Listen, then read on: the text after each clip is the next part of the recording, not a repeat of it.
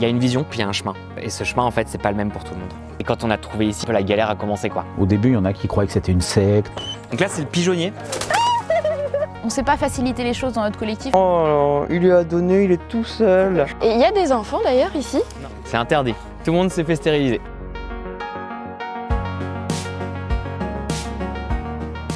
Vous faites partie de celles et ceux qui rêvent de quitter la grande ville, ses pigeons, ses trottinettes et ses klaxons. Cliché ça. De vous occuper d'un grand potager avec tous vos potes à la campagne. Encore cliché. De retaper tous ensemble une vieille bâtisse et d'aller vivre dans une oasis de nature. Avec tous mes copains. Oh le rêve! Eh bien, on a trouvé des gens qui ont fait ça et c'est justement l'objet de ce reportage.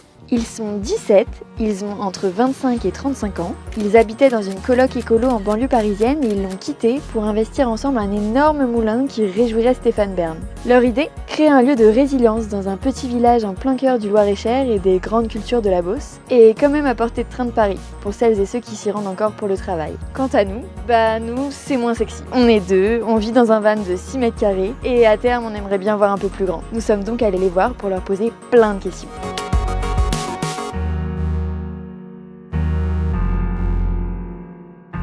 Le Moulin Bleu est un lieu hors norme qui s'étend sur 13 hectares. Il y a bien sûr le moulin, pas bleu, qui veille sur le Loir. C'est un espace d'accueil et d'activité en tout genre. Une longère de 700 mètres carrés, le lieu de vie partagé par les habitants. Un potager de 500 mètres carrés, une future forêt-jardin, et tout plein d'autres espaces sur lesquels je passe vite si on ne veut pas faire un docu de 52 minutes. Assez rapidement, on s'est projeté sur ce qu'on pouvait faire dans ce lieu. Donc il y a eu, tout de suite du maraîchage, ça c'était un peu évident qu'on allait faire pousser des trucs. Il y avait des personnes qui se sont dit, moi je ferais bien telle activité. Enfin, il y avait du massage, il y avait de l'artisanat, il y avait beaucoup de choses qui étaient un peu sur la table. Mais on s'est pas dit, on va créer un lieu pour faire cette activité. On a dit on va créer un lieu qui sera un lieu de vie et un lieu d'activité et on verra bien ce qu'on peut faire. Le lieu historique, ça a toujours été un moulin en fait, ça a été un moulin du Moyen-Âge qui a été petit à petit refait, rebâti, etc. Donc lui, ce bâti-là, c'est fin 19e siècle. Et la minoterie, elle était en fonctionnement jusqu'à la fin des années 70, début des années 80. Donc ça fait à peu près 40 ans qu'il n'y a plus d'activité de moulin à l'intérieur. La ferme est dans la salle des machines. Voilà, c'est ça, c'est un peu le cœur du moulin. Donc c'est ici d'où ça partait. Donc en bas, tu as une hélice qui peut encore fonctionner si l'eau elle passe. Et ça a activé cette grosse turbine qui ensuite faisait partir toute la mécanique dans le moulin. L'idée c'est de vraiment tout bien rénover à fond et créer de l'électricité. On estime entre 20 et 25 000 euros d'électricité par an. Ce qui fait qu'on serait complètement autonome si on branchait à notre réseau, mais le but pour l'instant c'est plutôt de le remettre dans le réseau et se dire qu'on participe à l'effort national de créer de l'énergie verte. Il y a cette idée de vivre de manière résiliente. On n'est pas collapsologue non plus, tu vois, mais on est plutôt dans cette idée que on a besoin de ressources pour vivre. L'électricité c'est clairement une ressource, donc avoir un lieu qui sur le long terme peut produire cette ressource, c'est pas négligeable. C'est aussi de l'eau, et de l'eau c'était aussi indispensable à nos cultures, etc. Et donc là vous avez la partie beaucoup plus destroy. L'espace de fou, c'est quand même quand tu viens de ton petit appart parisien. Ah ouais, non mais là t'as quoi? T'as 3 ou 4 appartements dans chaque truc quoi. En tout le moulin il fait à peu près 1200 mètres carrés, donc chaque plateau c'est plus ou moins 400 mètres carrés. Du coup on arrive au potager, donc ça c'est un des premiers trucs qu'on a fait quand on est arrivé. Le but c'est de pouvoir quand même se nourrir dessus en légumes frais, donc pourquoi pas à terme d'être autonome à ce niveau-là. Salade, tomate, enfin bref, tout ce qui pousse un peu dans un potager. Pour les 17 personnes. Pour les 17 personnes, ouais, c'est ça. Vivre en collectif, c'est quand même pas simple, mais ça t'apporte d'autres problématiques que dans ta vie tout seul, mais en tout cas, ça te simplifie énormément la vie. Et ici, typiquement, moi je trouve que la charge mentale, elle est divisée par 17 et ça fait du bien. Tu pars d'ici, tu te demandes pas, tu te demandes pas comment fermer les portes, parce que tu les fermes pas, parce qu'il y a toujours des gens ici de toute façon. Tu te demandes pas si il faut aller nourrir le chien ou quoi, parce que de toute façon, il y a des gens ici. Dans la journée, tu as ta tâche à faire, tu sais ce que tu dois faire comme tâche, et le reste du temps, ça tourne. Et donc ça, moi je trouve que dans une vie, ça apaise de ouf quoi. Coucou Gigi. Coucou à la caméra. Coucou à la caméra. Oh, il lui a donné, il est tout seul.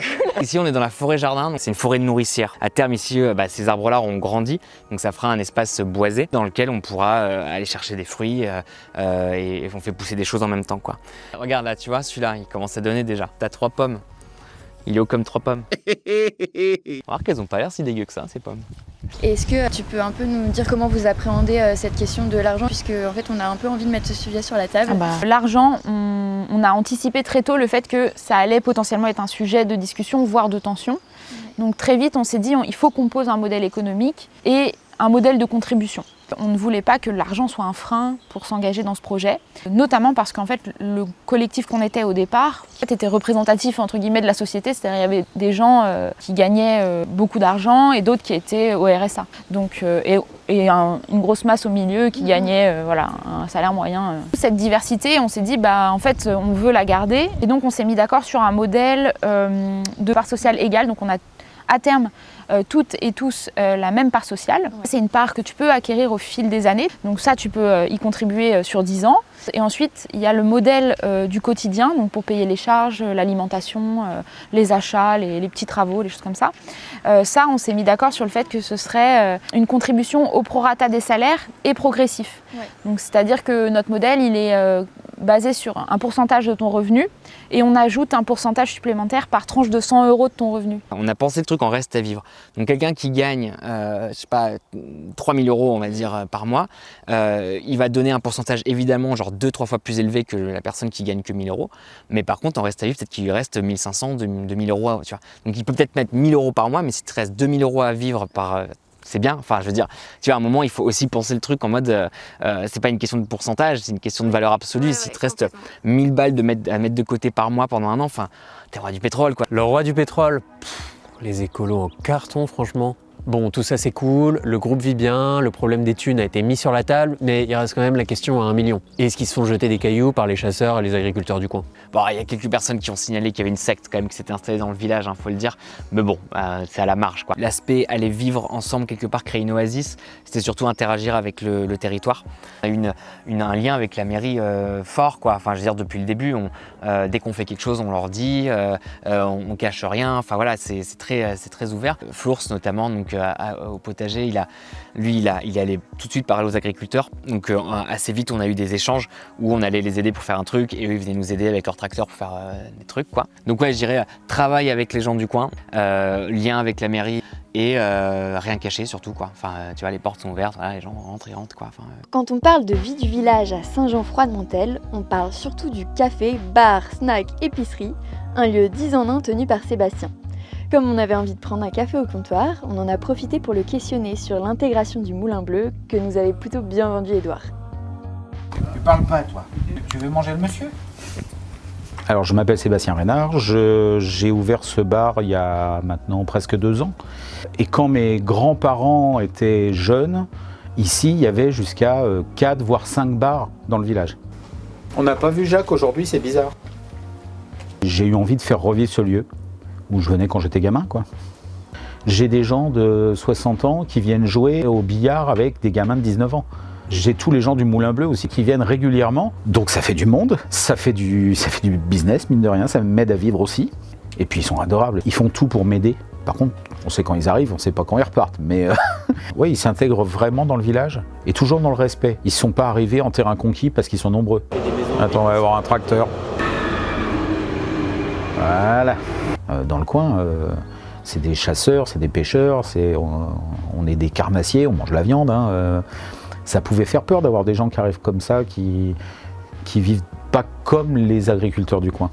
Alors c'est vrai qu'ils sont un peu considérés comme les écolos, et ici écolo c'est pas forcément une qualité, mais ils ont une écologie intelligente, ils ont une écologie réelle. Replanter des haies c'est une écologie intelligente, ça plaît dans le coin. Donc là c'est les haies qu'on a plantées en novembre dernier. En tout il y a 1400 arbres, il y a peut-être genre 150 ou 200 espèces différentes et le but c'est de faire une haie plessée. Donc ça veut dire que chaque arbuste à un moment va être enchevêtré dans l'un et l'autre pour que ça fasse une haie, vraiment une vraie barrière quoi. Les haies c'est hyper important dans la restauration des écosystèmes, c'est fondamental pour... d'accueil des insectes. Ouais, de tout, ouais, de tout. De la biodiversité, un collectif qui est vraiment trop sympa, une écologie intelligente, des grandes booms dans le moulin. Oh là là, mais moi je trouve ça génial. Non mais attends, t'enflamme pas, il y a des petites choses un peu moroses quand même. J'aimerais bien revenir sur tout ce qui est en fait temps personnel et temps collectif. Et comment vous arrivez à trouver un équilibre sans qu'il y ait des grosses tensions? Enfin, alors peut-être qu'il y en a, mais en tout cas, comment vous arrivez un peu à lisser tout ça? Au tout départ, je pense qu'il y avait un côté un peu euphorie des débuts, où en fait tu as envie d'être dans toutes les discussions, d'être toujours là avec les autres, et donc tu es à fond. Et puis au bout d'un moment, tu sens que tu es un peu dépassé et qu'en effet, trouver du temps pour soi, c'est pas facile. Nous, ce qu'on essaye de faire, c'est de travailler sur la gestion de conflits au maximum et le fait d'exprimer ses émotions, son ressenti. Après, je pense que c'est plus s'obliger parfois à déculpabiliser sur le fait que tu vois plein de gens s'activer autour de toi et que toi, tu avais dit que tu ne serais pas engagé sur ce truc-là. On a des week-ends de couleurs, on a des week-ends rouges où il n'y a que les habitants qui ont le droit d'être là. Les week-ends normaux, enfin en tout cas les semaines normales dites orange, où on peut faire venir nos potes, nos familles, etc. Et donc là il y a un système de calendrier où on inscrit les gens pour qu'on puisse réserver des chambres libres. Et on a des week-ends verts, où là c'est des gens complètement inconnus qui viennent et on peut leur faire visiter le lieu et prendre du temps avec eux pour leur expliquer le projet. Donc là c'est le pigeonnier. Alors ça pue de ouf, hein. La structure. Oui, donc on a tourné Hitchcock ici, hein. Mais la structure est intéressante, hein. Et est-ce que tu penses que là, après 1 an et demi de vie en commun, vous avez toujours une vision commune pour le lieu et pour vous, et quelle est-elle aujourd'hui? On ne s'est pas faciliter les choses dans notre collectif parce qu'en effet, on s'est engagé à une vingtaine de personnes, et du coup, c'est beaucoup de gens. Je pense qu'il y a un socle commun de valeurs, de militantisme, de vision du monde qui nous rapproche. Mais par contre, sur la manière dont on veut atteindre cette vision du monde, je pense que chacune a des priorités en fait, qui du coup parfois sont pas compatibles.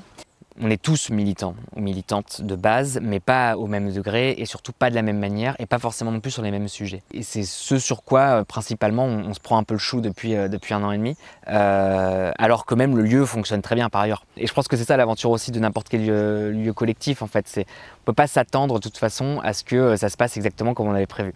Et là, je crois qu'il y a un vrai travail quand on construit un projet comme ça, de passer énormément de temps sur des petits détails de comment est-ce qu'on arrive à cette vision. Si tu veux parler d'un lieu, je sais pas, où tu veux une forme d'autonomie alimentaire par exemple, mais là il faut le décrire absolument. Il faut savoir ça veut dire quoi, quand, comment, à quelle échéance. Et ça, c'est vrai que si tu dis juste ça comme mot valise un peu, tout le monde est d'accord sur le truc, mais c'est une fois sur place que tu vas te prendre la tête. Je pense qu'on n'a pas assez fait ça, nous personnellement. Enfin, c'est mon ressenti. Et si on n'est pas d'accord sur comment on fait les choses, c'est pas très grave, on se met juste pas ensemble, quoi. Aujourd'hui, il y a des discussions qui vont avoir lieu parce qu'on a envie de remettre à plat notre raison d'être. Je pense que c'est comme dans tout projet, c'est un peu cyclique, quoi. C'est normal d'un moment se reposer ces questions-là, de remettre à plat. Ouais. Voilà.